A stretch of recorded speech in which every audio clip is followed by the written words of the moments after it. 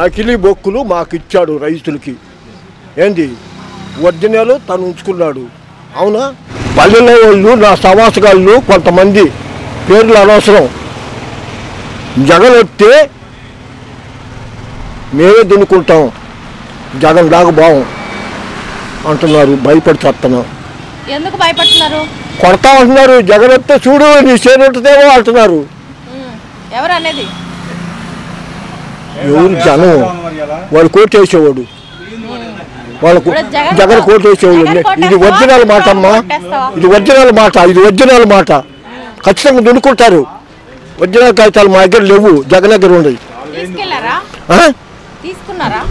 నకిలీ మాకు ఇచ్చాడండి ముఖ్యమంత్రి. ఒరిజినల్ తన దగ్గర పెట్టుకున్నాడు సర్వే చేసి.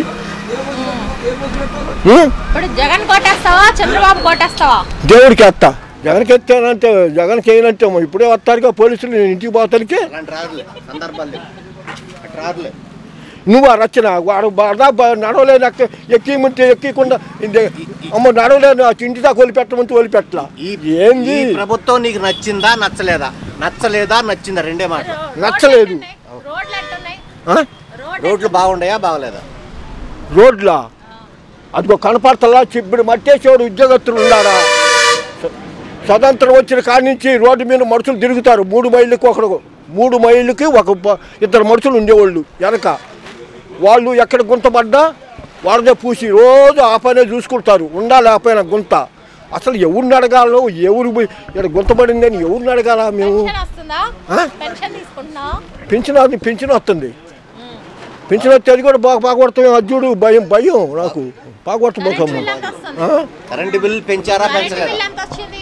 కరెంటు బిల్లు మోసినంత ఇంకా 2 మోపులు మొయ్యాలా. ఇంకా ఎక్కువ పెంచుతాడు వస్తే ఈ తడవ. లేకపోతే మనం దీపాలు పెట్టుకోవటమే, ఓసీలు దీపాలు పెట్టుకోవటమే. ఓసీ కులాలు దీపాలు పెట్టుకోవటమే. దీపాలు కిరణాలు లేదుగా. వెనక మేము చిన్నతనంలో మంటేసుకొని పోతున్నాం. ఇవమ్మవు నేను ఇప్పుడోని కాదు, బ్రిటిష్ ప్రభుత్వంలో పుట్టా. మంటేసుకొని తిన్నాం ఏమి లేక, కిరణాలు లేక.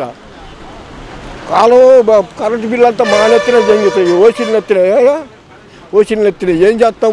తీసేసుకుంటాం. Current meter తీసేసుకుంటాం.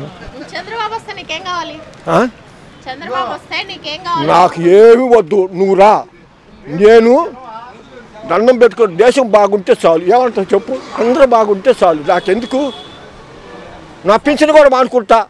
చంద్రబాబు వస్తే దేశం బాగుంటే చాలు. దేశం బాగుంటే చాలు. నలుగురు అభివృద్ధి చెందాలా, ఆరోగ్యంగా ఉండాలా, ఆనందంగా ఉండాలా. రాజధాని 15 అంతస్తులు అని చెప్తే నేను సంతోషపడ్డా. సింగపూర్ ఇక్కడే ఉందనుకున్నాం. ఇప్పుడేమో దెబ్బలు. మీరు వచ్చే మాట్లాడు అంటారు. మేము మాట్లాడు పోలీసులు వస్తారని మాకు భయం. ఇక్కడ పెట్టి కొడతారు.